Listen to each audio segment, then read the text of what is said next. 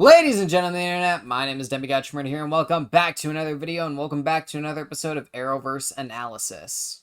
Arrow's first season is defined by two things: its flashbacks and its major story arc, with that second thing being the plot revolving around the list and the undertaking. While the season has its individual standout episodes and side characters, the major thing most people remember about the scene set in the present day is the intrigue surrounding the list and how it could leave thousands dead. While the intrigue in the major plot has been solid in the first half of the season, these episodes don't have a lot of the same effect and exist mostly to push subplots and side characters forward, build out Arrow's world a little bit, and get audiences adjusted back into the series. Admittedly, I do tend to like side character focused episodes. One of my favorite episodes of any Arrowverse show is Legends of Tomorrow's Here I Go Again, which focuses on Zari Tamaz and how she got to know every member of the Legends during a time loop scenario. So really, there's no reason I should dislike these episodes. However, these 4 episodes are kinda awkwardly sandwiched in between some pretty big events in the series. That being the massively important episodes Year's End and The Odyssey. And so these episodes that do actually introduce some fun ideas and have some pretty good ways to flesh out some of the characters, just kinda exist as the, for lack of a better word, interlude between the front and back halves of the season. Ugh, I felt dirty using that word. It made me feel like a bad writer. If this is your first episode and you're wondering how my rating system works, there's a detailed description down below, along with a link to all my other episodes of Overanalysis, but I encourage you to watch this one first. I'm sure you'll still enjoy it. Before we get into the episodes, let's take a look at last week's poll, or last episode's poll, rather. And once again, last episode's poll got 0 votes. I get the message. From this episode onward, I will be discontinuing the polls, as they haven't really had the effect I hope they'd have. I originally started doing them to promote more audience engagement, but that has not been the case with them. For this reason, they will be discontinued. Also, as an aside, there's something else I wanted to talk about before we get into the episodes. But I'm not wearing the right shirt for this. There we go. That's better. It was recently announced that The Flash would be ending its run with a 13-episode 9th season. I'd like to just take a second to talk about this show and the Arrowverse in general and what it's meant to me as a fan, so if you're just here for the reactions, skip to this timecode on screen. I've dogged on The Flash a lot in my life, the later seasons especially. The show's had its ups and downs over the years, but The Flash was the thing that really got me into superheroes again. And with The Flash ending its run with its 9th season, it feels like we're at the end of an era. We've reached the end of the golden age of superhero shows. When The Flash first came out, it was so big that it exploded dozens of YouTube channels basically overnight. Dozens of people were able to make a living just talking about The Flash. Do you understand how crazy that is? A stupid little superhero show on the CW of all places created dozens of jobs for fans overnight. To me and a lot of other people, there will never be another show quite like The Flash. Superman and Lois and Stargirl can try, but, and I've said this before, they will never be able to recreate the magic The Flash had in 2014. In a weird way, despite The Flash having its ups and its downs, especially recently, being very, very low. Good God, some of those episodes recently are just horrible. There will never be another show that's able to top The Flash. So, if you're at all a fan of The Flash or any of the Arrowverse shows, hell, even if you're not and you're just watching me break down these episodes, go into the comments and comment, "Thank you, Flash," to show your appreciation for this little connected universe of ours. With all that out of the way, let's return to the overanalysis. On January 16th, 2013, Arrow returned to the CW with its mid-season premiere episode, Burned, directed by Eagle Eggleston, his first contribution to the series. Still recovering from his beating at the hands of the Dark Archer, Oliver's self-confidence falters and he becomes afraid to put the suit back on. When someone starts killing firemen, however, Oliver's forced back into action. Meanwhile, Moira is bedridden after Walter is kidnapped, and Thea has to find a way to get her out of her funk. I can use some help, I got a hot spot. Oh yeah, you can see him through the mask there. Thought it'd be grayed out. So this is Firefly, the show's version of Firefly. Very different depiction from the comics version, from what I understand.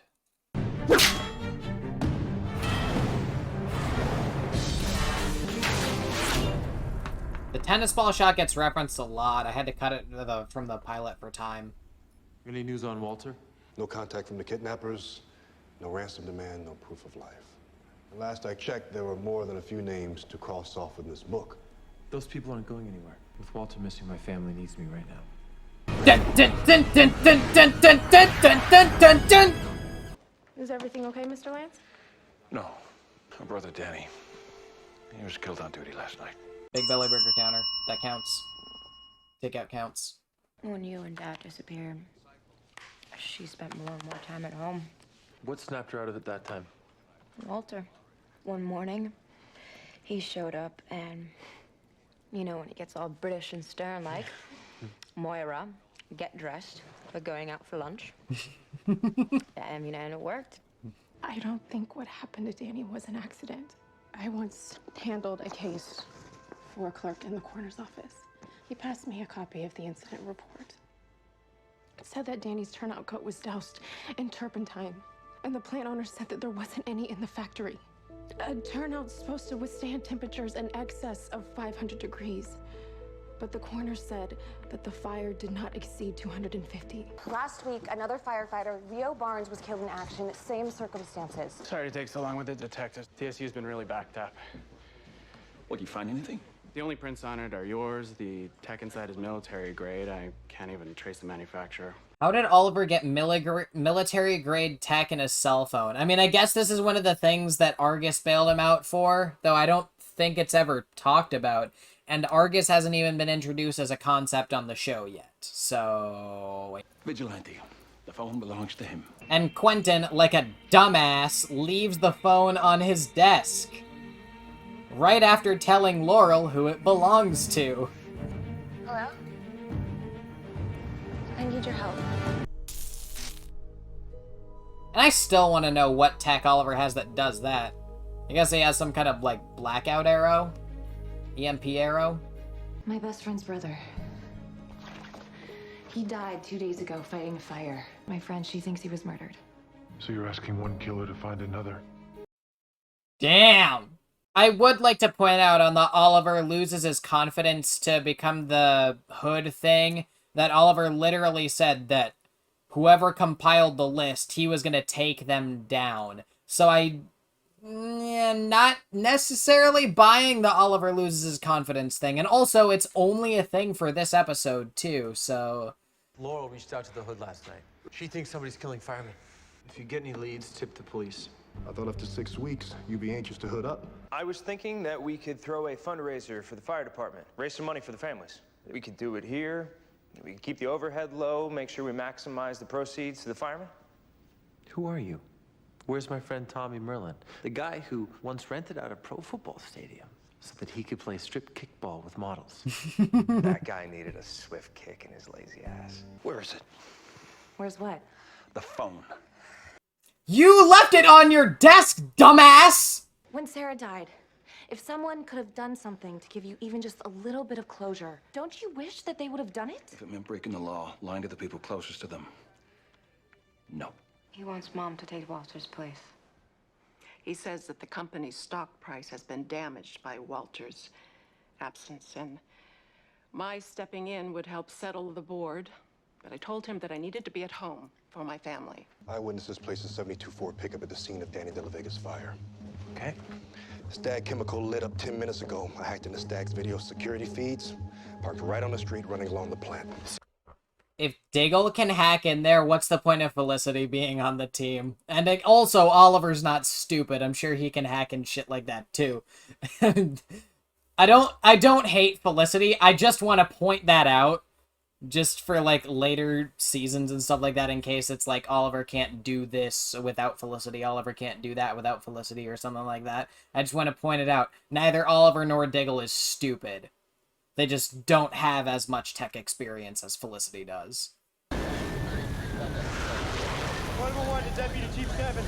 Really cool shots this episode. Oh, damn.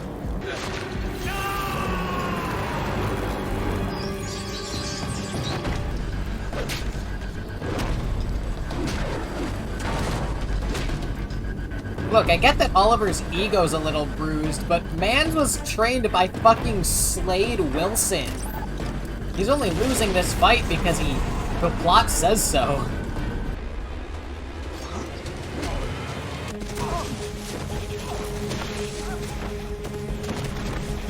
Oh, that was cool. Oh, that guy's dead. So last time the phone said blocked, this time it says unknown caller. The killer drives a 1970s Ford pickup. There's a scar on his right wrist from a severe burn and a tattoo of a firefly. All the men at Engine Company 15 had firefly tattoos. Any one of them could be the killer. But maybe you're not back to 100% like you thought. Oliver didn't think he was back to 100%. Tommy sent me over to make sure the guest list for the Fireman's Gala was accurate. Speaking of Tommy, he told me that you're being very protective of your drawers. This is not a fancy term for your underwear. I'm an all-or-nothing type of girl. First it's a drawer, then it's a closet, half my rent, it's half my life. Am I really ready to do that with Tommy? Our fears, they control us. It's not the other way around. And they're trying to draw some parallels between them about how Oliver is scared of, I guess, getting put on his ass by the Dark Archer again. But it's like, you never, ever see Oliver get scared by anyone. So it's like, hell, even when he faces off against fucking Damien Dark, he learns magic to kick his ass. When he faces off against Ra's al Ghul, he accepts his death and gets yeeted off a fucking cliff. When he faces off against Prometheus, he only gets scared because the plot says so. Oliver Queen does not get scared. And even with Prometheus, it's less of being scared and more of being unable to function. Once again, because the plot says so.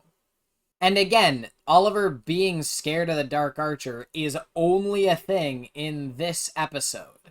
Also, about Laurel being an all-or-nothing type of girl, she's been with Tommy for months. Hell, she was with Tommy for months. I mean, not in a relationship sense, but like, there were maybe, okay, kind of in a relationship sense for like months before we even watched the pilot. So it's like, I don't even know if that's entirely true. There are 8 firemen in this picture. You called yourselves the Fireflies. 4 of these men are now dead.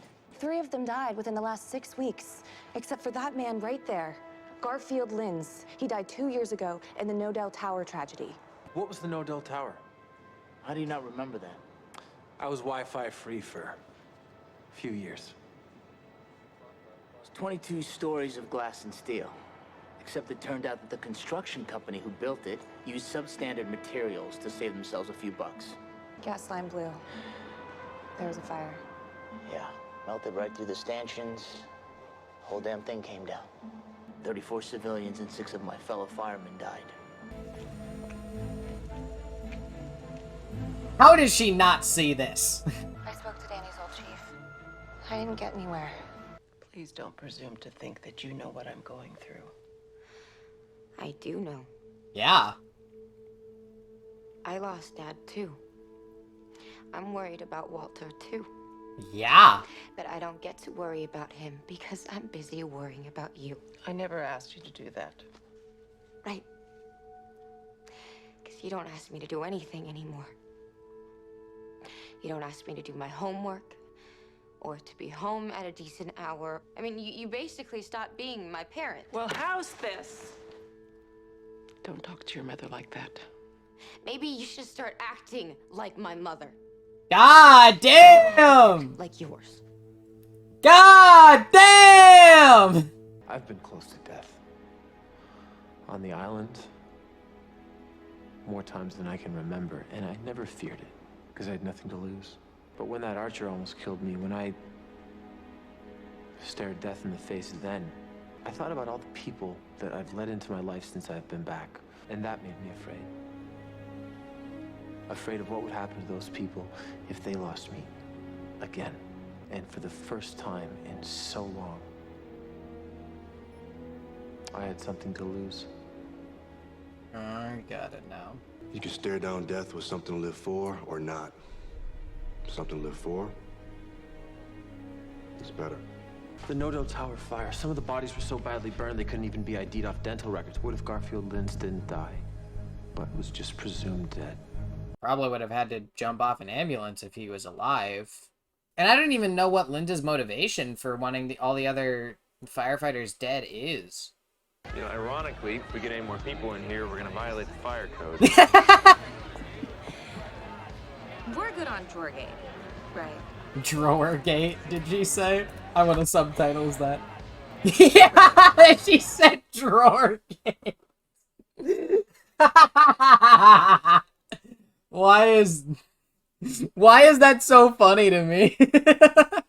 Garfield Lynns was the first man to die in your unit. Now, I read that they recovered his coat in the wreckage, but they never found his body. There we go. That explains it. Fuck what I said earlier, then. I guess Lynns just wants to kill them all because they left him there to die, so... Sure, okay, yeah. I get it now. I get it now. It's pretty simple, pretty standard motivation, nothing too crazy. I radioed for my men to get the hell out of there. But Lynns, he wouldn't go. Begged me to send the unit back in. But I wouldn't do it. The guard did not make it out of that building. Just like he won't make it out of this one.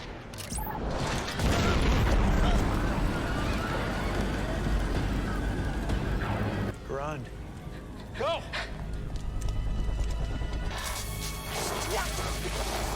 And there we go. Oliver's going into the basement to get his suit. He's finally gotten over himself. That's a extreme over-exaggeration, but...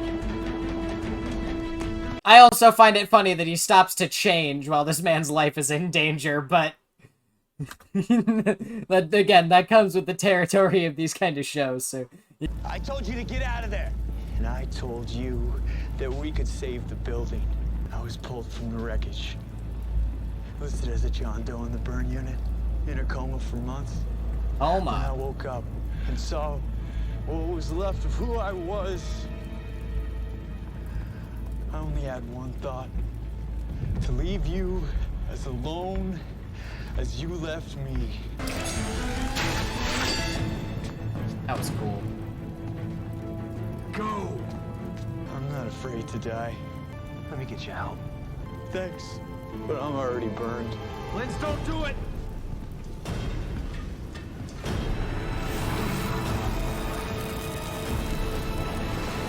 Oliver is just standing there with stone face. I'm taking Walter's position at the office. What changed your mind? My daughter. Nah. By the way, I just noticed that both Thea and Moira have a little mole on their lip right here, so it's a little bit more of like the family resemblance thing, which I actually kind of like. They paid attention to that little detail with the casting. My brother's badge. My mom was hoping maybe you could find a way to get it to, you know, him. As a thank you. Maybe it's a good thing you got the hood involved. Maybe you should hold on to this.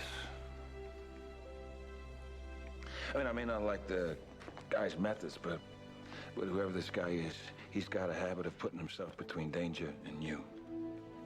And that's not something I can argue with. I like that about Quentin, but his motivation here is completely off, even though his words are right. I got a strong signal from the crystal VHF transmitter you hid in the speaker. Next time your daughter calls a vigilante, we'll be able to listen to every word. I know you swore to bring this guy down, Detective, but using your own daughter as bait, that's stone cold. And now we have a map of the island. I'm gonna give the plot a 2. The overall plot doesn't feel like it has as many holes as Lone Gunman did, but it does have its own share of problems. There's this weird subplot about Tommy wanting a drawer for his things in Laurel's apartment that never goes anywhere. There's the fact that Oliver loses a fight to Firefly for no reason other than because the plot says so. There's the stuff with the phone Oliver gave Quentin that I have so many problems with. The show hasn't introduced Argus yet, so how did Oliver get military-grade tech? Why'd Quentin just leave the phone on his desk like a dumbass? Why'd he give the phone back to Laurel after she stole it?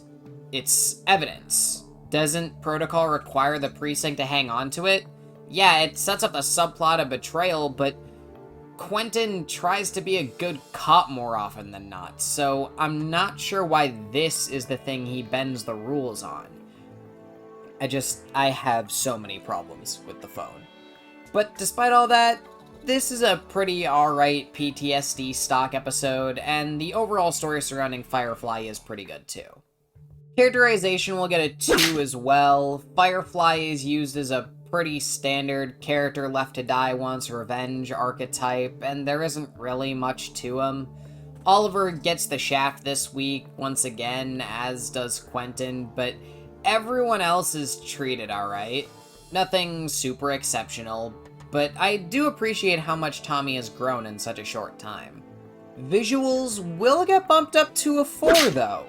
I liked a lot of the establishing and overhead shots of the buildings on fire. The fire effects overall looked really great in this episode. It kind of looks awkwardly pasted on in some places, but you wouldn't notice that if you weren't going frame by frame. That shot of Oliver shooting the lighter out of the air was pretty great too. The fire visuals definitely stand out, but the rest of the episode isn't anything special. The fight between Oliver and Firefly in the middle of the episode was pretty laughable though. Importance will get a 3. The fact that Laurel has the phone is important, as well as what's happening on the island with Oliver now having what he needs to infiltrate Fire's camp and rescue Yao Fei. Plus there's Moira taking over at QC. The reason I can't give it a higher score is because all of the important stuff kinda happens around the major plot and the weird drawer gate subplot, which is an actual quote from the episode. So, while there are important things happening throughout, you could definitely skip around to it and not miss much. Also, for all the talk about Arrow basically being the Arrow versus Batman, I haven't seen a single person talk about Firefly. People remember Deathstroke, Deadshot, Huntress, but nobody talks about Firefly for some reason. And I'll give entertainment a 3. That gives Burned a score of 14 out of 25, which is actually lower than I thought it would be, to be honest. I have some fond memories of watching this episode for the first time, but the numbers don't lie. Let's see if next episode can bump up our scores a bit. Arrow's 11th episode, Trust But Verify, directed by Nick Kopus, first aired on January 23rd, 2013, this being Kopus's first contribution to the series. Oliver and Diggle end up at odds with one another when Ted Gaynor, an old mentor of John's, is found on the list.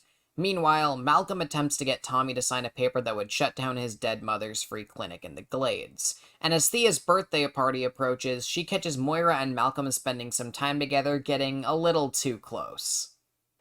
This guy goes on to play Dion on Legends of Tomorrow. And by Dion, I mean the Greek god Dionysus.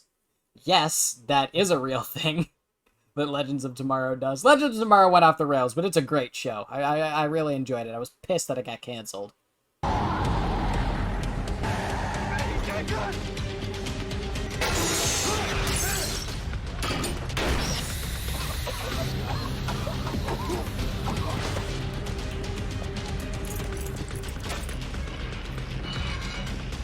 God, how many conveniently timed news broadcasts are there gonna be? With all the guys working up top, you might want to think about a side entrance for your, arrow cave. Just put one in. South alleyway. I like that they're acknowledging the fact that they're gonna need another door to get into the arrow cave. That's smart, and again, it's one of those things that you don't really expect shows to acknowledge, but it does become a plot hole if they don't. One plot hole that we all typically ignore, but I like that they're establishing it. Couldn't figure out why it seemed so familiar. Then I remembered this. Kandahar 09, when the Marines took out a Taliban transport vehicle. Yeah. Well, there's a reason why it looks so similar. These guys are running the same swarming technique. Where'd you find this? I was researching someone. Bodyguard who works for a private security firm. Black Hawk Squad Protection Group. His name is Ted Gaynor. Oliver, Ted Gaynor was my commanding officer my first tour in Afghanistan. Dig.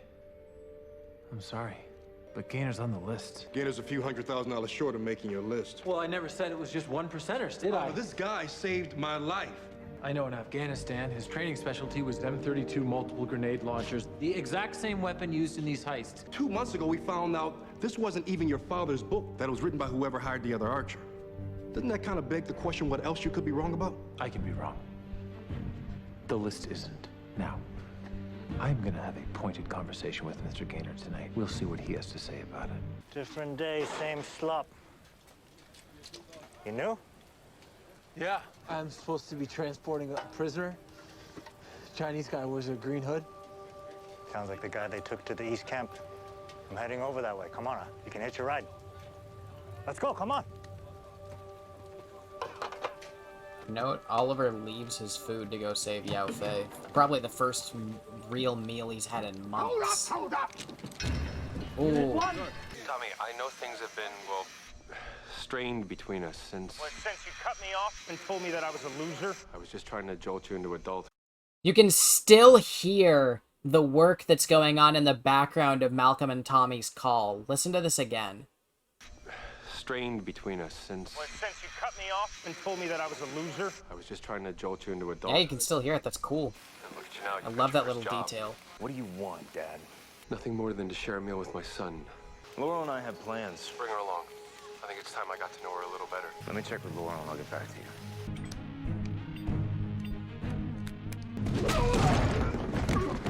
Ted Gaynor, we're gonna have a conversation. Put the bow down. Dun dun dun dun dun dun dun dun dun dun dun dun. I trust my father.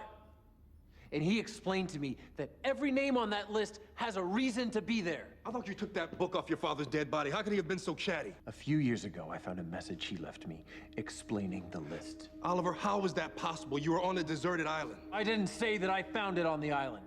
And this is the first time that we find out that Oliver did not actually spend 5 years on Lian Yu.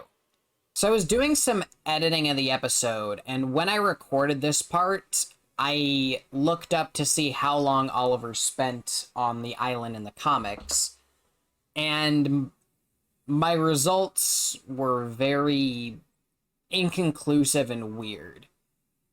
There was something about, like, some Arrow clan and Komodo. I'd never heard of any of that before. And, like, Robert Queen tortures him on the island, which is weird. So I literally just Googled Green Arrow origins, and it actually looks like in the Golden Age here that it was Roy Harper who was stranded. If not on the island, then at the very least isolated away from society.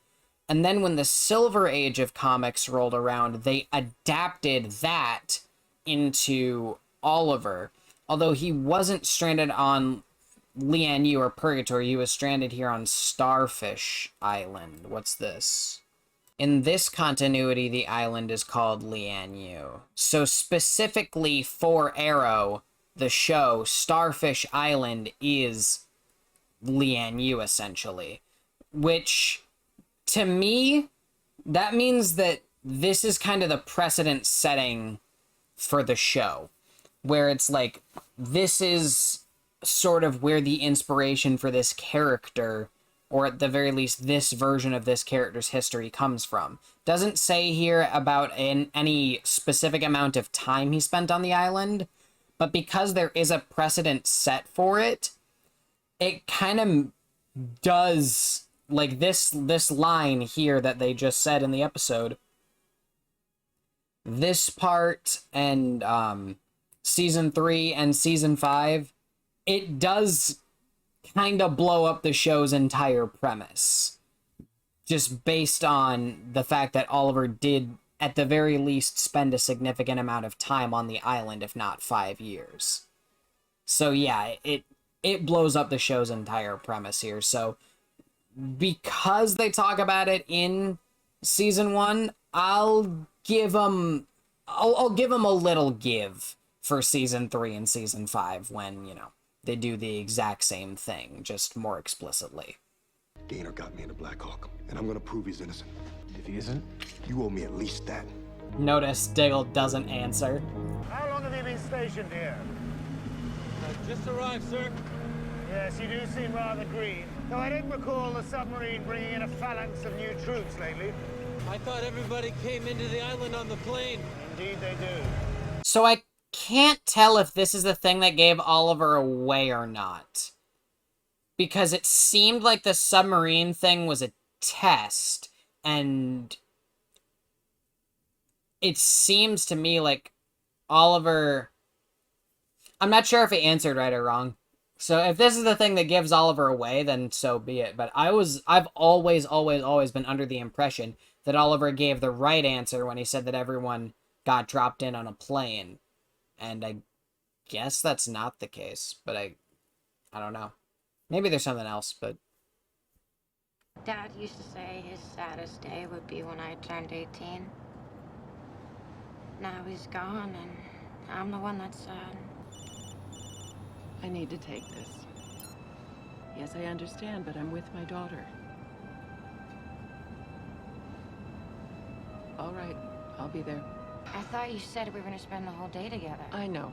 Compliance needs to file the 8K connected to my assuming Walter's position at the company, and they can't wait.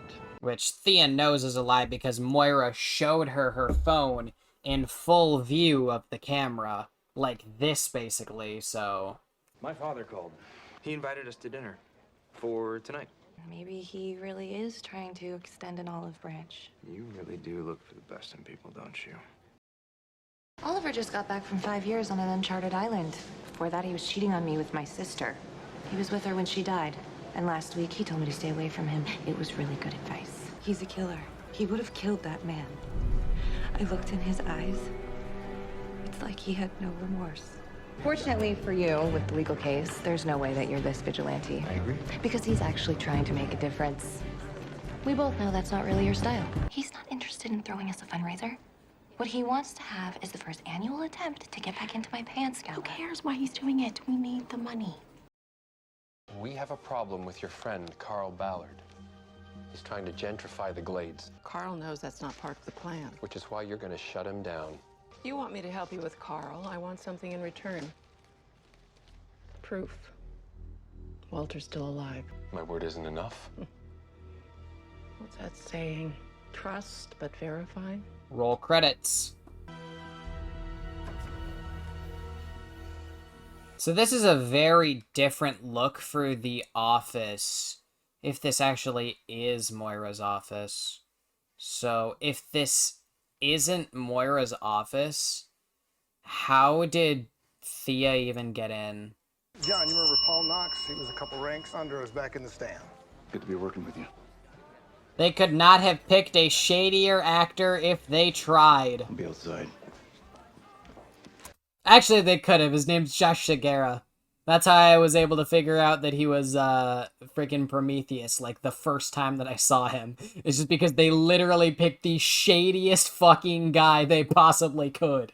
And since I didn't know that Adrian Chase was supposed to be Vigilante in the comics, the twist with him did not work for me. I'm able to appreciate it now, the change with him now, but that still doesn't help the fact that I literally predicted him the first episode that I saw him, dude. There was no twist for me. She's hooking up with Tommy's dad. That's insane. It's happening all over again. What are you talking about? A couple of months before you and Dad left on the Gambit, Mom and Dad were arguing a lot. She was having a lot of these lunch meetings with Mr. Merlin, and now Walter's gone too, and Mom and Mr. Merlin are back at it, and it's gross. The funniest part about this is that Thea's kinda right, because Moira did cheat on Robert with Malcolm.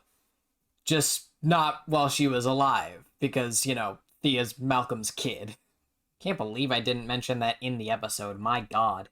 She thinks Malcolm and I are having an affair. And that it started back when Dad was still alive. I like that they're dealing with the secret now, though, because on Flash, then this is something that one character would have kept from another character for like 7 episodes. Robert was unfaithful to me repeatedly. I know you thought he walked on water, but you see, that's how I wanted you to remember him. As a good man who loved you. That's how I want Thea to remember him. So promise me you'll keep it a secret. I just said that, and now we're dealing with secrets, so fuck what I said, I guess. And the thing about Robert, like, the thing about what Moira said about Robert being unfaithful is not, it's not even wrong, as we find out from season 7, so, goddamn! See, this is where we, detain prisoners prone to running off. Yeah, the plane thing had to be what gave him away. My wife would have liked you, Laurel. Well, I wish I would have known her. She passed away before Tommy and I became friends. She was killed, Laurel. There's no need to be polite about it. Damn! So a friend of mine is running a scavenger hunt, and there's a case of Lafitte Rothschild 1982 waiting at the end. Oh, I love red wine. But in order to find it, I first need to get through this. Challenge response goes back to a company called Black Hawk Squad Protection Group. Yeah, my friend had his bodyguard set it up for him. Personally, I think it's cheating, but whatever. You get through it, and one of those bottles of wine is yours. And if Tommy doesn't mind me mixing a little business with pleasure, I could use your signature on these. You want to shut down Mom's free clinic? This dinner was never about getting to know Laurel. It was about this. You haven't changed, and you never will. It's about time that I learned that and stopped letting you disappoint me. This clinic was his mother's. And his mother taught him a lesson I've been trying to, that the world is a harsh and unforgiving place. And when did she teach him that? When she was lying dead in the street, with a bullet in her head. Malcolm is not delicate! He's so great in season 1. So, Ted, are you the reason Knox is working for Blackhawk? Look, I know you don't like the guy. I wasn't his biggest fan either, but if I ain't got Knox's job, chances are he'd be out knocking over liquor stores or robbing banks. I think you've stumbled onto, or gotten me to stumble onto something pretty illegal. Robbing an armored car with grenade launchers and tear gas. What? Someone at Black Hawk was using their system to store detailed routes and schedules for each of the city's 7 major armored car carriers, including the 3 that have already been hit. Mr. Queen, I think we should provide this information to the police. With it, they should be able to predict the next heist. Hold on, Felicity. I don't want to get you in trouble with my friends, so do me a favor. Forward that directory on to me, and I'll get it to the police personally. Thank you. So no wine then. She's so disappointed! Oh, look at... Oh, that guy's dead! That guy's not dead! Oh, crap!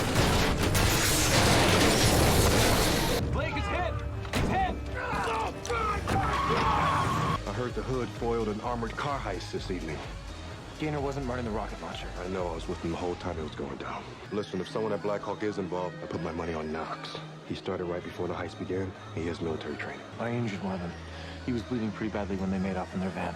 Okay, so if any of Knox's blood is in one of the motor pool vans, we'll know for sure. Hey. Once again, the whole trust but verify thing, Oliver bugged him. We have a special birthday get for you. It's called Vertigo. It's supposed to make you feel all floaty.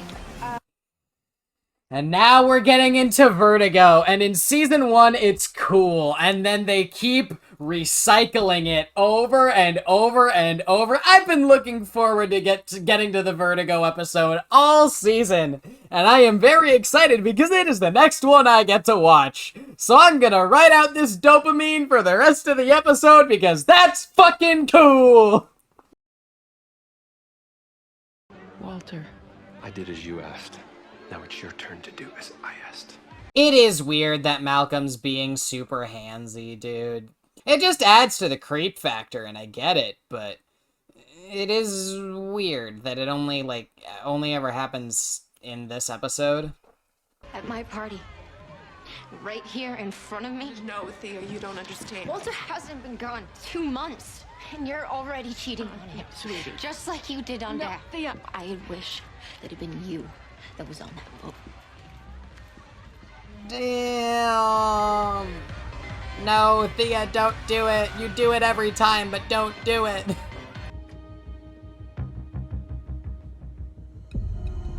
Had a feeling you'd show up. Right after Gaynor got you hired, someone hacked our system. First person to ever make it through our firewall. You want to tell me how you did it? Not really sure. He didn't think he'd be very cooperative. Who? Hey, John. Early tonight was supposed to be our last score, but because of the hood guy, we struck out. Now, we're down a man.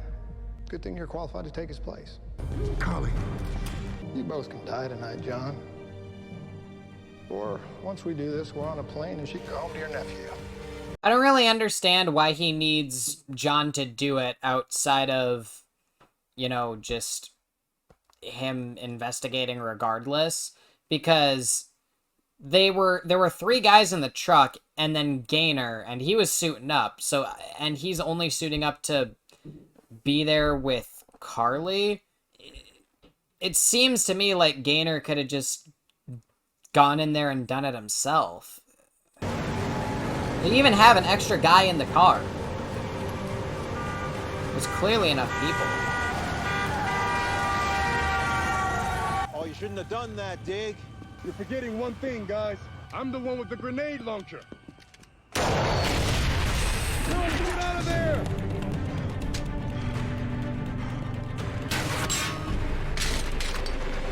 How did Oliver hit that arrow from the side when he's running up behind him? See, look at that. Oliver's able to efficiently take out... Oh, that was a neck snap! That guy's dead! See, though, Oliver's able to efficiently take out this military guy and can't take out one very disfigured firefighter. The plot says so. Can only get me through so much. You're not gonna do it. You can't. I can see it in your eyes. You're late. You knew I was coming. Next time you plant a bug on someone, be more subtle about it. And here's Thea, high on Vertigo, about to crash her brand new car. Are you okay? Yeah, I'm fine. Do you remember what happened, sweetheart? Just go away. She's still your mom, bitch! Your father's a jerk, but he's still your father. He is really good at using my dead mother for an excuse for being a jerk. You never talk about your mother. I was only 8. I don't remember much about what happened. But after, my father completely shut me out. And then he went away. He was gone for a year, maybe 2. I was 8. And he left me. That is who my father is. He only cares about himself. That was a cool shot of him walking away and the suit being there behind him. That was super cool. Obviously, Gaynor wasn't who I thought he was. Big theme this week. Yeah, but you were right, too. When you told me that I trusted the list more than I trusted you, Diggle, the truth is, after what happened to me on the island, it's difficult for me to trust anything. But you do. And that reminded me why I chose you as my partner. No, I want you to join me. Special Forces out of Kandahar. It's perfect. You're a fellow soldier. So... retcons? Till you tell me, I'll never want to know what other names are in this book. We received a call from your doctor. In the event of a vehicular accident, they're required to report the result of the driver's tox screen. Miss Queen tested positive for a narcotic called Vertigo. Thea Queen, you're under arrest for driving under the influence of narcotics. You risked everything to save your friend. Someone I warned you about. And yet you trusted him. But that trust was misplaced.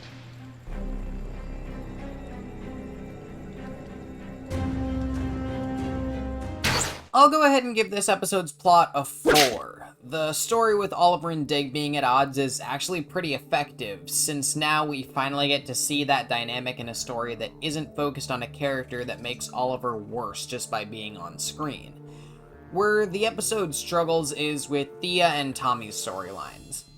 I don't really understand why Malcolm wanted to close his wife's free clinic in the Glades, considering that he's gonna level the Glades anyway.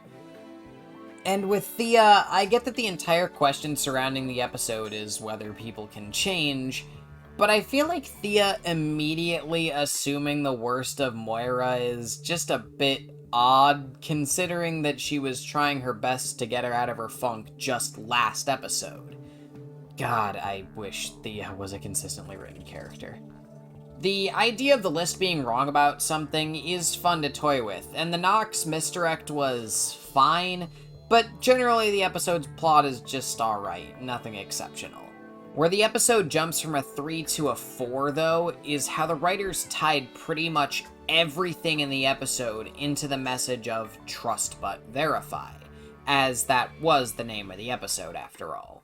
Moira needing intel from Malcolm but not being able to trust that Walter's still alive after Malcolm had him kidnapped in the first place, Tommy wanting to believe that his father can change, but constantly being proven wrong.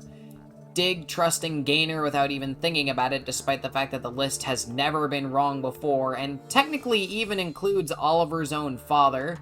Thea jumping to a conclusion that we find out is only kinda half true after catching her mom and Malcolm having one too many conversations, and even Oliver trusting Yao Fei and trying to rescue him only to find that he's joined Fire's army.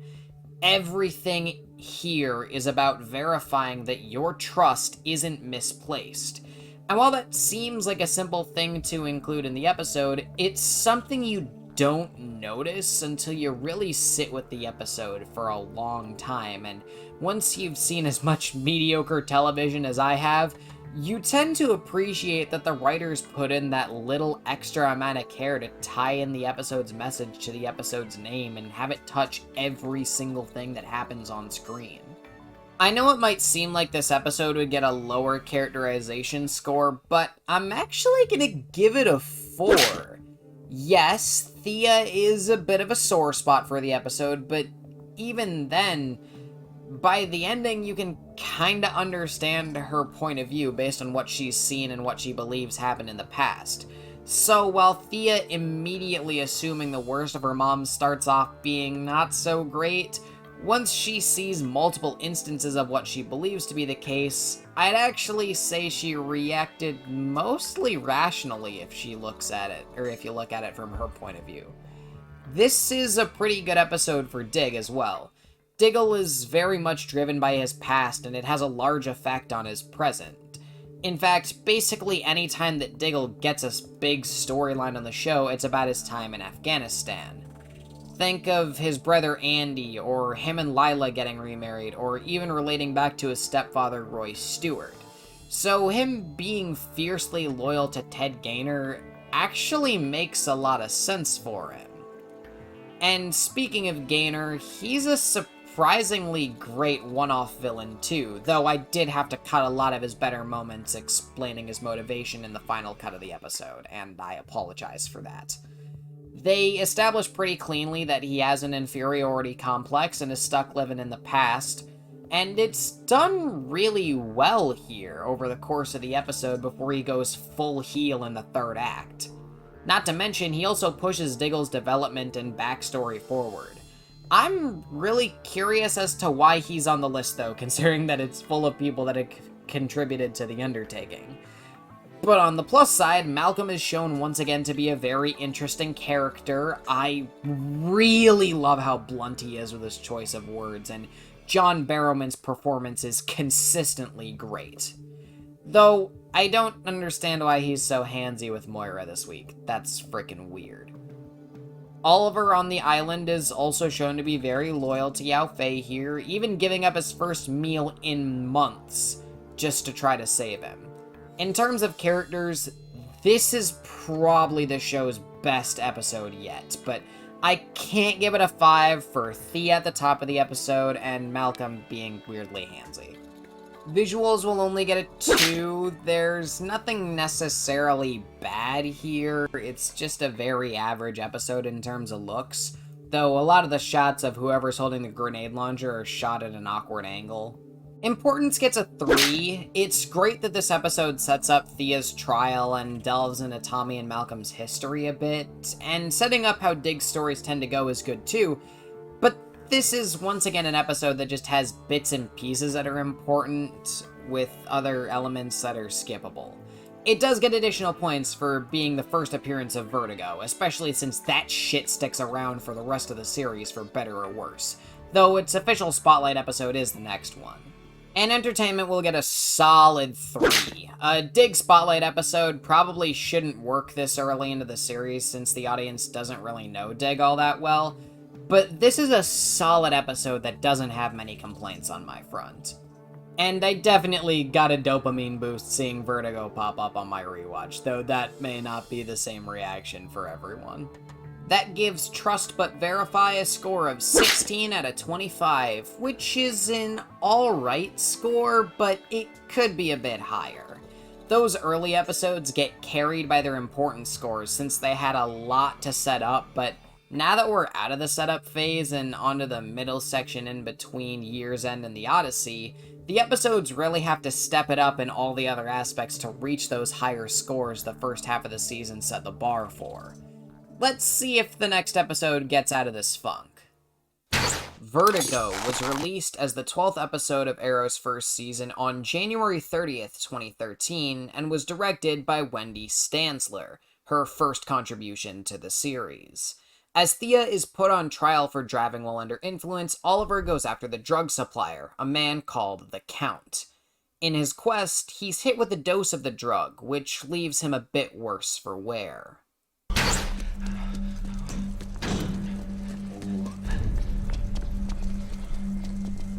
Okay, I'm already more invested in this than the last episodes. Last 2. Very different take than the last few. Why would you go up there, you dumbass? Who supplies you with Vertigo? Tell me now and you live. So this crook is played by Patrick Sabon-Wee, I think is how you pronounce his last name. He later goes on to play Police Captain Sang on The Flash. He'll kill me! Whoever you fear me more. Damn! They call him the Count. That's all I know. So in the comics, I believe Count Vertigo is a villain who induces crippling vertigo on you. Like, he makes you dizzy, kind of. So, on this show, because he has superpowers, and Arrow was trying to sort of stray away from the superpower thing, at least at first, because they wanted the show to be darker and grittier and stuff like that. They kind of tried to stray away from the superpowers. They instead took Count Vertigo, who actually is a Green Arrow villain, where they've been using Batman villains for a lot of the episodes. Count Vertigo is actually a Green Arrow villain. They took him and they made him a drug dealer who sells a drug called Vertigo that makes you feel all floaty and shit. So it's like, it's actually a really cool way to incorporate that character into the sort of darker world of Arrow, the more attemptedly more grounded world of Arrow at this point. I actually think it's pretty fun. It's just a shame that, like, every time that Vertigo pops up after this, the drug, not the character, every time that Vertigo pops up after this is, it just gets lamer and lamer every time, every new iteration, every new season. Eventually, it's just literally fear gas, but... Counselors, I understand you've reached a plea agreement. We have, Your Honor.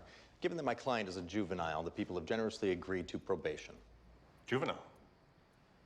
It says right here she's 18. She is 18 now, Your Honor, but at the time of arrest, she was still 2 days shy of her 18th birthday. Miss Queen, like it or not, you are now the poster child for this menace. Maybe if people see that the Queen family can't get away with using Vertigo, they'll think twice before using it themselves. The plea arrangement is denied. This case will proceed to trial. Looks to me like there's a camera crew back here, so this is clearly being televised. I don't think... I'm gonna need to... I have a friend that knows a lot of random legal shit. I'm gonna have to send him this episode, but I don't think that the judge can say stuff like that if it's being televised, because it shows that the judge is not being impartial. But I could totally be wrong about that. I also don't see a jury. Maybe this is not a jury trial, so maybe the judge can say stuff like that. I don't know. The legal stuff is not my expertise. When you do a court episode, it's either going to be really, really good or absolute fucking dog shit. So, we'll see. We'll see which one this one is. I remember liking this episode, so let's see. I'm excited to get into it. Thea, we will handle this, I promise. Like you promised Walter you'd always stay faithful to him? Oh my god, now is not the time!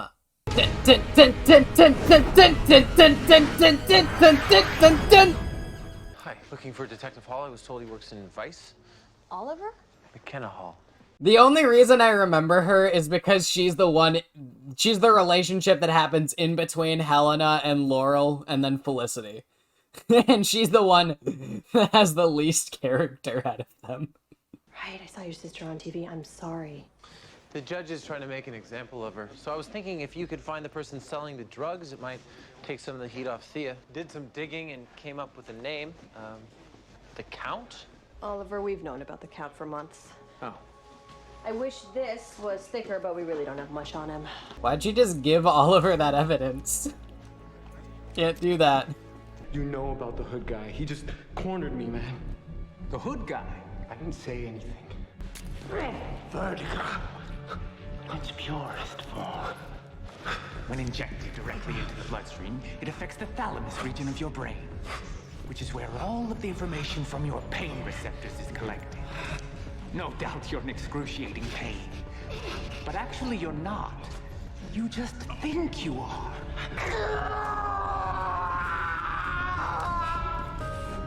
Now, you can use that bullet to shoot me and take your revenge. Or you could shoot yourself.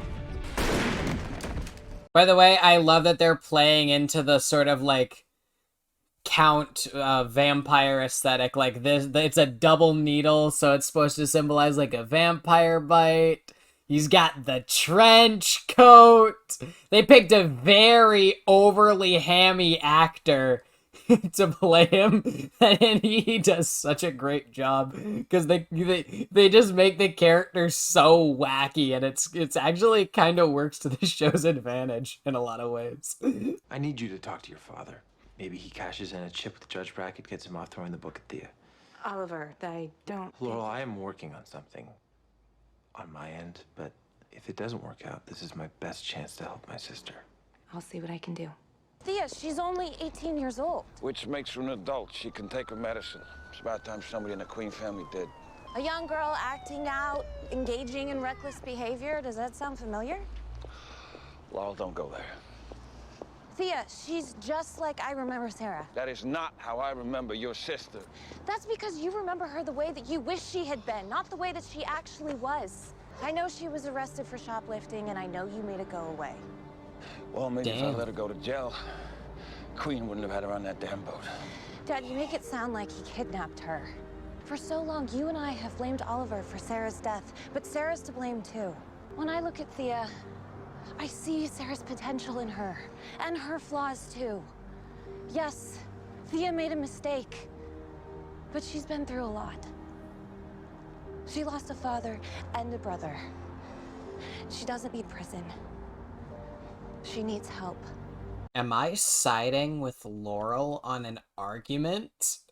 Hey, you know what? I've gotten over myself with Laurel a little bit, okay? This isn't actually that big of a shock anymore. Whatever I say.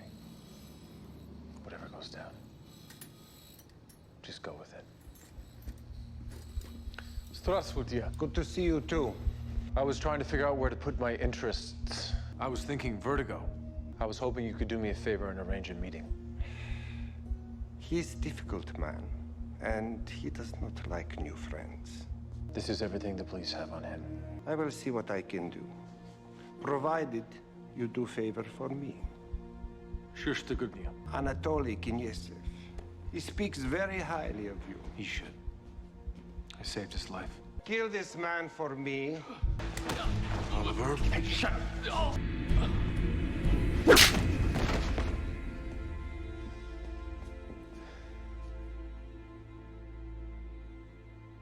Спасибо.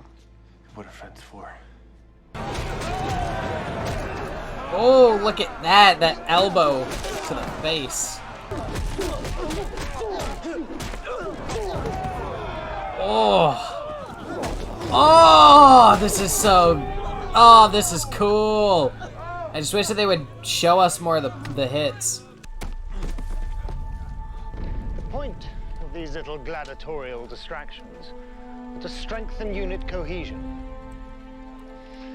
To that end, I think our newest recruit ought to be afforded the opportunity to try his hand. Let's be real, Yao Fei only is only fighting Oliver because the plot says so. Whoa, that's a neat trick. You gonna teach me that one day?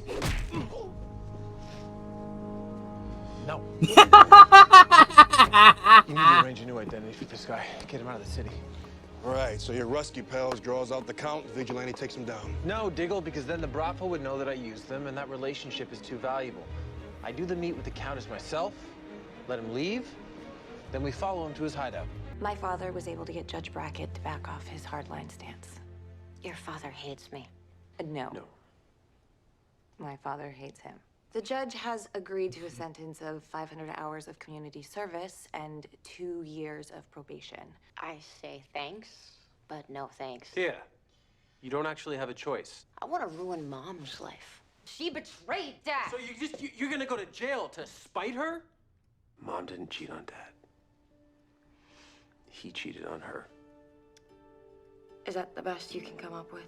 On the Queen's Gambit right before he died, he admitted to me that he failed us. You, me, and Mom. He wished he had more time to right his wrongs. I don't believe you. Yes, you do. How dare you? She was old enough to know the truth. Thank you for this. But I'm not overly concerned about the SCPD. Good wine's value is measured by its vintage, the number of years it took to ferment.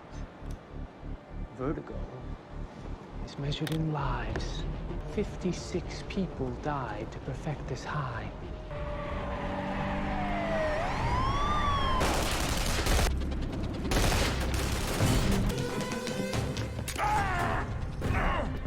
No witnesses.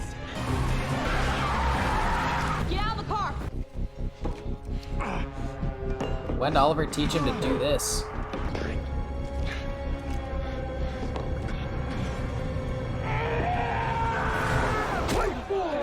Oh, that was a clean transition. Oh, look, that was cool as shit, bro.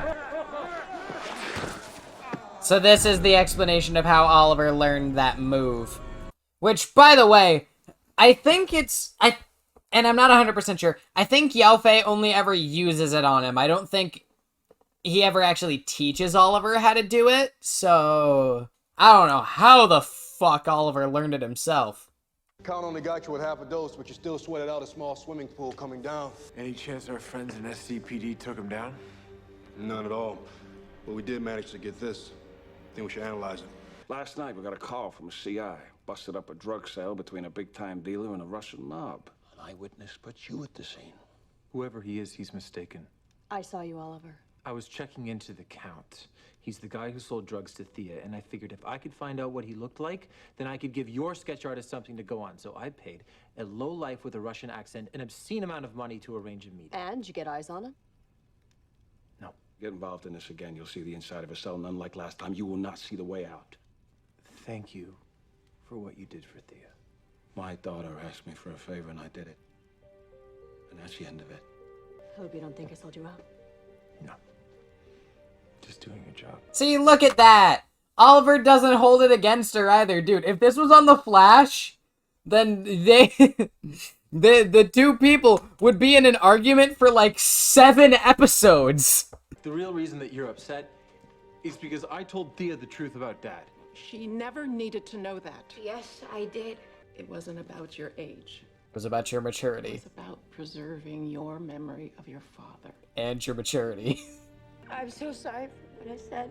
Yes! Thea apologized!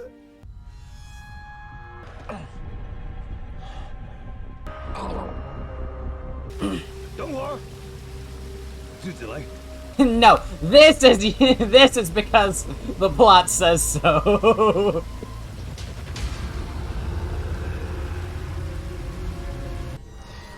Would you mind stepping away from the window for a moment? I have a little bit of a hangover. My buddy Kevin is starting an energy drink company. He says it's fantastic for curing hangovers, but I'm very particular about what it is I put in my body. I'm trying to find a secret recipe. Could you please do a spectroanalysis of the sample and find out exactly where in the city it's made? If it's an energy drink, why is it in a syringe? I ran out of sports bottles. Oh my god, it is no wonder Felicity is sus of him, dude. BS stories are getting worse. Well aware. Well aware. At the very least, Oliver recognizes it. You can't go out there though, Oliver. Still suffering the after effects of the vertigo. He's taking this drug citywide. If we don't stop him now, this becomes an epidemic. Oliver, you hit this and you can leave.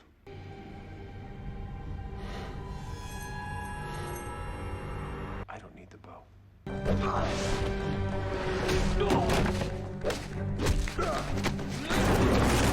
Dude, look at this! This is Oliver after Vertigo, dude. And he's still able to react in time for that. And outmatched, he's able to take out these 2 guys. It just makes the Firefly scene even worse when we see scenes of Oliver doing shit like this.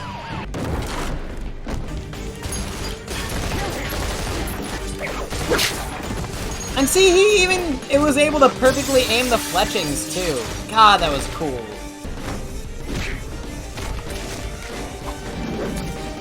Oh. How'd Oliver even get the vertigo in his hand, dude? He deserves this. People think you're a hero. People like my daughter, if they could see you now. A killer. Juvenile delinquent reporting for duty. Since you lost your driver's license, I'll pick you up at 5. 6. We have a lot of work for her to do. Well, then let's say 7, just to be safe. Is it too late to choose jail? Yes. I've never seen anyone OD on this much vertigo and live. There's just no way of knowing what kind of damage has been done to his brain and nervous system, or if it's irreparable. Left him a section of the map. Woke him up. Wait, I forgot this was this episode. Why are we at Big Belly Burger? Wait. You've dropped some fairly ridiculous lies on me, and yet I still feel like I can trust you. Why the fuck did Felicity even go to him? I am pausing looking for Easter eggs. Oh, this is the page we've seen. Never mind. Okay, shit. Have you ever seen this before? No. Where'd you get it? From your stepfather. Where did he get it? He said he found it in your house. That it belongs to your mother. This episode's plot's gonna get a 2. Outside of some questionable legal stuff and a few big because the plot says so moments, This episode was actually really solid on all fronts. But seriously, this shit where Oliver and Yao Fei can make people go unconscious and then wake them up with a tap to the neck is basically magic, not humanly possible, and is never even brought up again. To my memory. Vertigo has a few different effects here, sure, but at least it's not literally fear gas like in later seasons.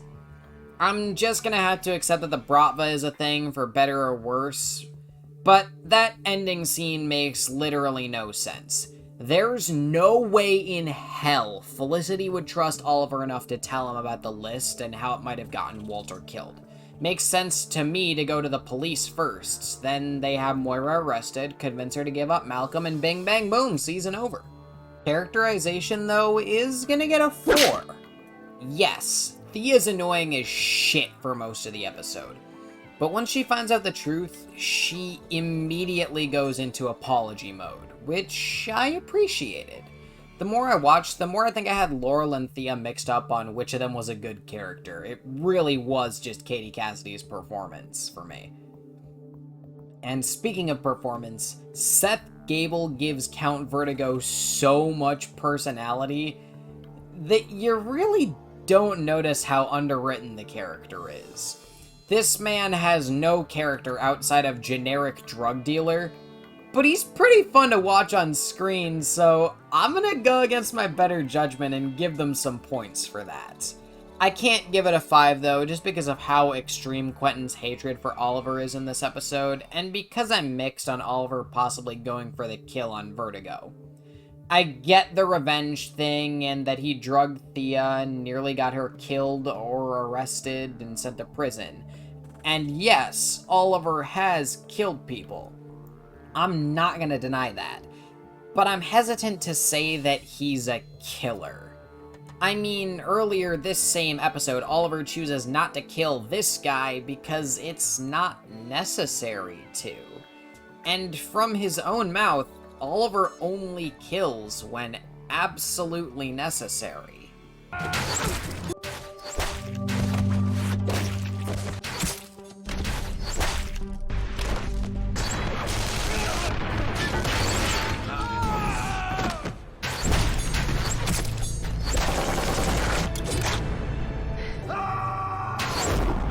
Okay, yeah, you can have this one, but in my defense, the show's not really consistent with its belief about Oliver being a killer anyway. At least not until season 5, where they just went full nihilism and said he wanted to and he liked it! Completely spitting on every time Oliver chose not to kill someone, by the way. But hey, maybe that's just me trying to idealize the character. There's a reason I'm keeping track of Oliver's kill count, okay? Visuals will get a solid 4 here. I like the visual effects relating to how people see with Vertigo in their system, and the stairway fight is very impressive, especially that kick Oliver did while climbing. And the shots of Wintergreen during that match were really cool too, though I do wish we got to see more of the blows centered on screen. And the episode's opening is really good too. Immediately you get a different feel from any other episode just because of how it's shot. And it is a very well shot sequence. It immediately got me hyped about the episode. I just can't give it a 5 though. Hell, this'll probably even be on the lower end of the 4s when all is said and done. Importance does get a solid 4 as well. This episode gives you a lot of development on smaller fronts. A lot of secrets are revealed and minds are changed this week. It seems like we're finally getting somewhere with Thea, though that may just be wishful thinking since I seem to say that every video. Plus, this is the introduction of Count Vertigo in the Arrowverse, and it's not the last time we see the character or the substance, for better or worse. And let's not forget that ending. Seems like the show's back on track, but it doesn't get a 5 because a lot of the developments are smaller and more personal as opposed to them being massive plot-changing ones. If there was something list-related in this episode, or island-related that was, like, super big, then absolutely this episode would get a 5. Because this is an episode that you think probably should get a 5 with how long Vertigo sticks around, but with the developments just being smaller and more personal, I cannot give it that 5 score. And entertainment will get a 4 as well. This episode does a great job of holding your attention all the way through, and Seth Gable's performance is very engaging as well. That gives Vertigo a score of 18 out of 25. Seems like we're back on track after a few slower episodes, so let's see how our last episode finishes this week out. Guy Norman B returns to direct Arrow's 13th episode, Betrayal, which first aired on February 6th, 2013. When a criminal named Cyrus Vance is released from prison, Laurel contacts the Hood for help trying to take him down. Thanks to the bug on Laurel's phone, the SCPD is able to set up an ambush that puts Laurel in harm's way and damages her relationship with her father. Meanwhile, Dig takes over as Moira's driver for a week, attempting to find something shady on her that can connect her to the list. So remember in episode 2 when I talked about that building being used as the same building that's used for Iron Heights on The Flash? Yeah, I completely forgot that it literally is the same building because it's the same prison. So, yeah, I'm kind of an idiot, aren't I? So this book contains a list of the names of the guys you've been hunting. In this book, your mother's, that's the same list of names. It's identical. If it's identical, what about the pages Oliver had to tear out to keep that fire going? She's my mother, Diggle. She's not the kind of person who would... Have her husband disappeared? I understand why you would believe your mother over your stepfather, but I tend to believe the innocent party is whoever's missing. Yo, look at how good this wreckage looks. This to me looks kind of like an actual like set piece that they built instead of something that's CG'd on there. Twitch, now I'll open your throat. Wait. Y'all face at me here, and I'm pretty sure it wasn't so you could kill me. I want to talk to you about Walter. Right around Christmas, when he disappeared, he gave me this. This is your father's notebook. He kept a list of all the people in Starling City who owed him favors. I had no idea there were so many of them. I just been researching some of those names online, and they're not good people. He wasn't exactly honest with me. Then we need to find out. No. The only way to keep this family safe is for everyone in it to stop asking questions. Cyrus Vance was released from Iron Heights. Vance is connected to human trafficking, drug running, racketeering, and at least 52 different homicides. New counter. The number 52. Do you have any idea how many times the number 52 shows up in this goddamn universe?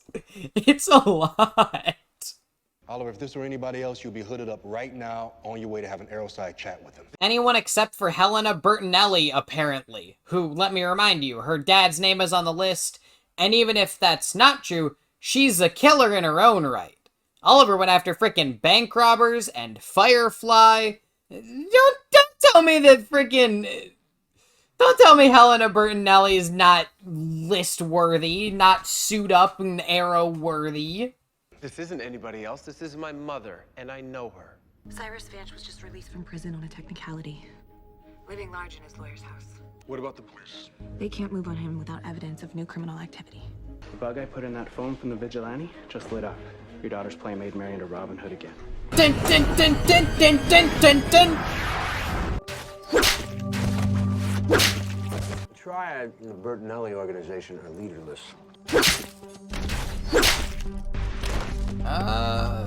Damn, two more? How are you going to convince the Triad and Bertinelli's crew that they should sign up with you?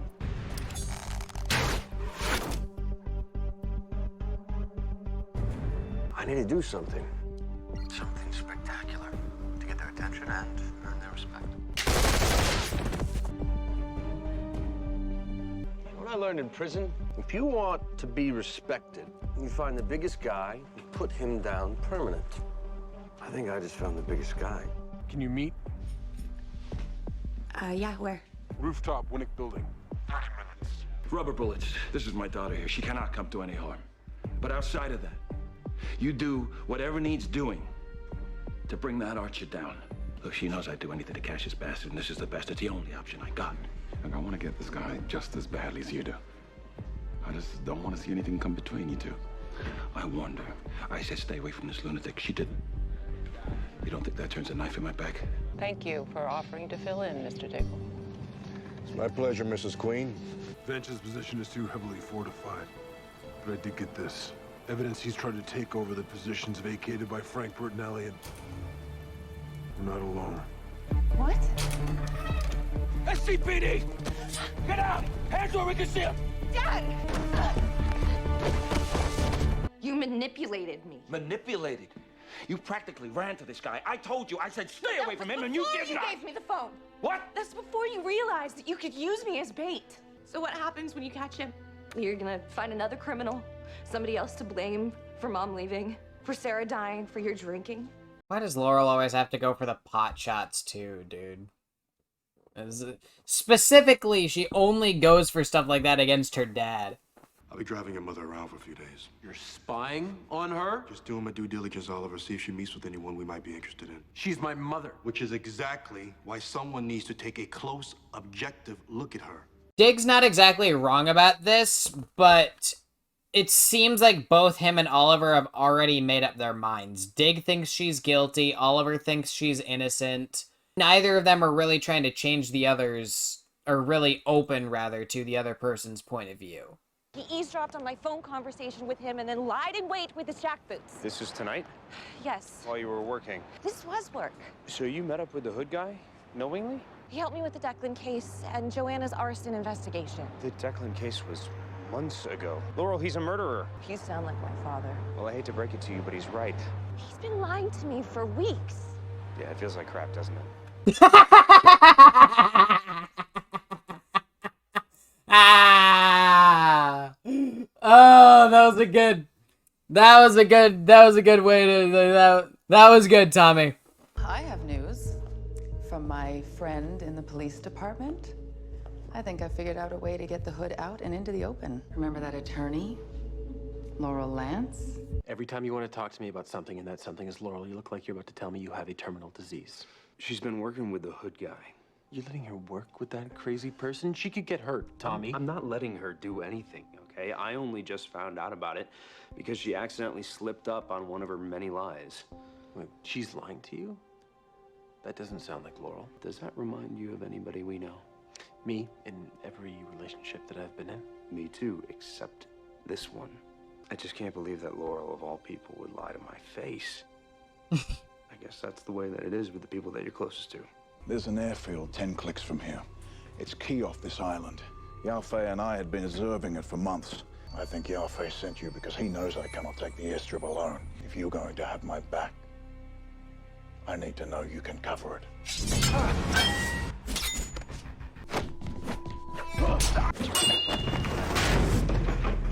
You have no skill. I'm not a soldier. I was shipwrecked here. I killed the guy that was wearing this uniform by accident. Where was Yao-Fei? You told me to run, and I did.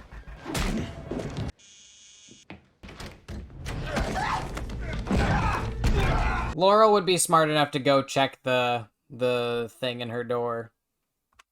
But and you know, she'd also be smart enough to have the thing locked, and it wasn't, so.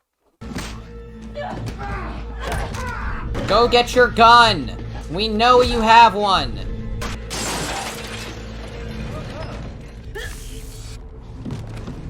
Oh, no need to get out of the car, Mr. Diggle.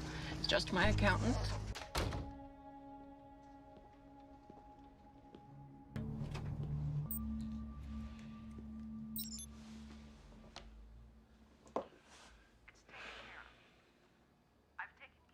Carl Ballard will not be a problem anymore. I need you to have the contents of this address removed and disposed of thoroughly. The warehouse where you're storing the remains of the Queen's Gambit. Yep, there we go. I already told you I knew Robert's yacht was sabotaged. And I don't think it serves for anyone to find evidence of that. What the hell are you doing? Oh, that's the guy from the pilot. I work for Mrs. Queen. And I work security for the man she's meeting with. And I'm gonna need to see what you put in your pocket just then. Just thought I could come in here and ruin my lungs a little bit. I know it's a filthy habit. Laurel? Make sure this message finds its way to the vigilante. Do it fast. Because at sunrise, I'm gonna leave pieces of this girl all over Starling City unless he pays me a little visit. How does this guy know Laurel is connected to the hood? She said you knew. Well, just me and... Everyone in this room. I gotta go make a call. Just listen. I need you to have the contents of this address removed and disposed of thoroughly. The warehouse where you're storing the remains of the Queen's Gambit. I already told you I knew Robert's yacht was sabotaged. Somebody tried to kill my father. Your mother was involved somehow. She kept this a secret. Why would she do that if she didn't have something to hide? You have 3 seconds before I have this line permanently disconnected. Miss Laurel. She's been kidnapped. Please believe me. Zip cuffed to a chair. Well, not zipped, but... The airstrip is a very heavily fortified position, and I could not take it on my own. So what? You're just gonna kill me? But if you're alive, they will find you, and if they find you, they will torture you until you give up my location.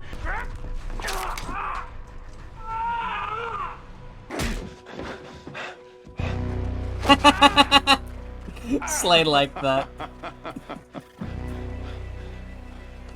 Slade Wilson.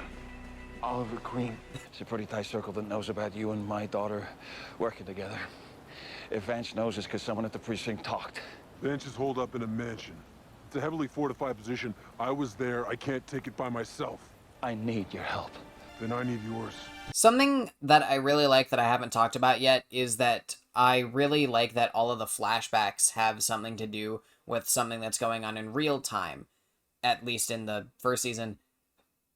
But the parallel here that they're trying to make is that the airstrip that Oliver and Slater supposed to take together, and the mansion that Oliver and Lance are about to take together, that parallel doesn't entirely work. Like, I see what they're going for, but it doesn't entirely work because we saw Oliver take out at least 4 of Vance's guys at the top of the episode. The only reason that he didn't get close enough is because he was doing recon and wasn't going after the guy. And we're about to see him take out all of Vance's guys again, single-handedly, only for Lance to show up at the very last second. So, for all intents and purposes, Oliver actually storms his entire mansion twice within this episode. So, as far as I'm concerned, yeah, he can actually take it alone. He's going up against trained men with their fingers on the trigger of guns that fire up to 600 rounds per minute. That guy grunted, he's still alive.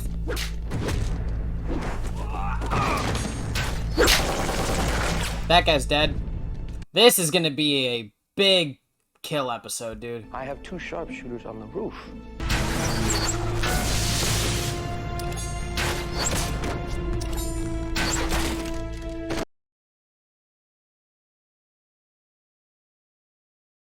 Even if he were to get by them, what's he gonna do against the veritable army of sons of bitches I've got waiting for him?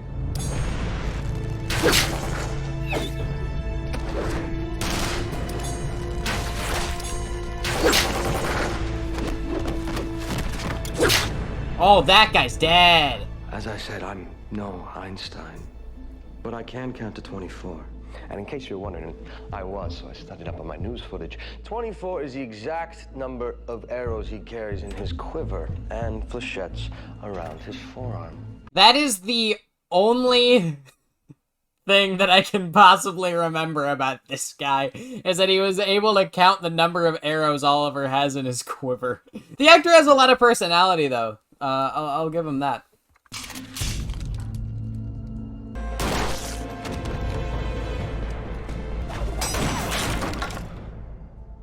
I'm the vigilante. You're the cop. Doesn't mean I have to read the bastard's rights, though. I mean, I think that literally is what that means. I'm gonna need you to keep your distance for a while. I love you. I'll always love you. But what I can't do right now is trust you. I was just doing my job. I thought you'd understand at least that. That part I do understand. But lying to me? Using me? It's gonna take longer. Yeah, the using her as bait part is definitely... that's something. And thus, though, we're getting into the sequence of everyone lies to each other on these types of shows. It takes 2 men to take the airfield. But if you compromise my getting off this island, I will kill you. So what's our next step? Turning you into something that won't get us both killed. Ah, they're playing his theme, dude! You're the lunatic who tortured me. No, that was another guy. This mask, it's my operational equivalent to a balaclava. My partner and I wore them to keep our identities classified during our missions. My partner and I came here to free Yalfei and get him off this island. We're ASIS, Australian Intelligence. You warned me that if she was lying, it would be to cover up her involvement in something dangerous. I need to know what the undertaking is.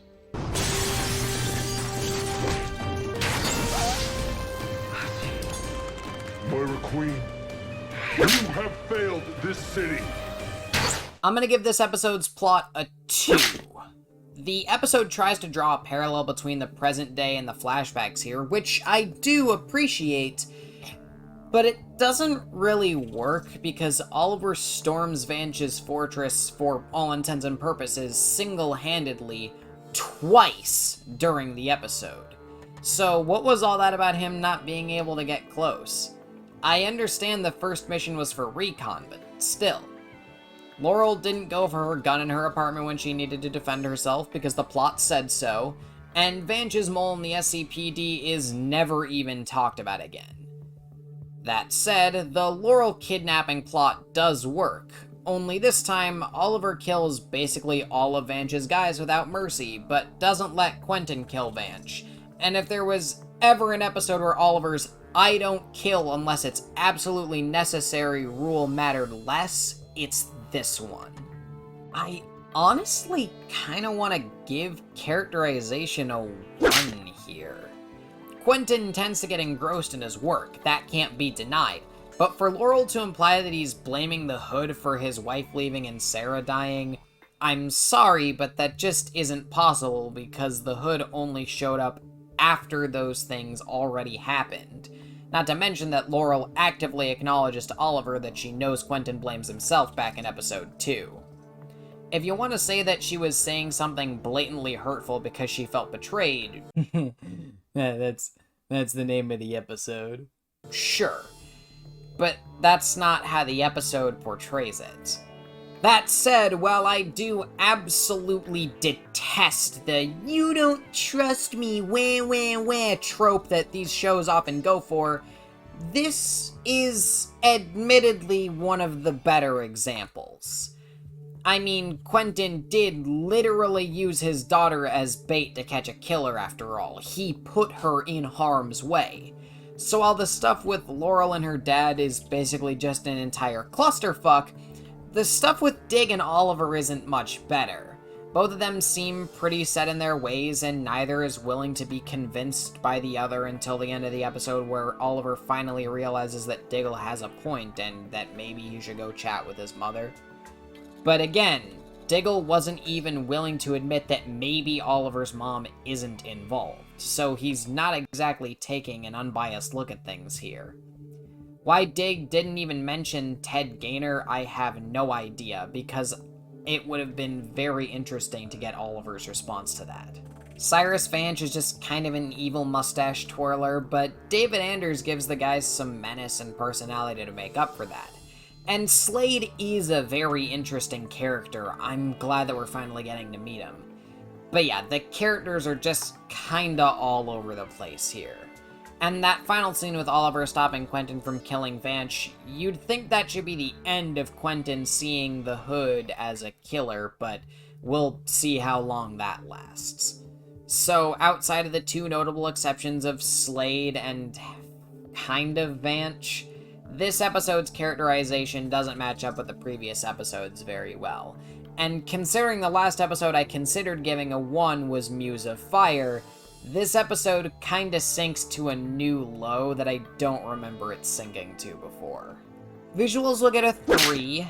Outside of that cool shot of the plane and the performances of Manu Bennett and David Anders, this episode's visuals are pretty standard for the season, though I will say that that sequence of Vance villain monologuing about all the defenses that his mansion has while Oliver systematically takes them all out is probably the show's best fight sequence yet.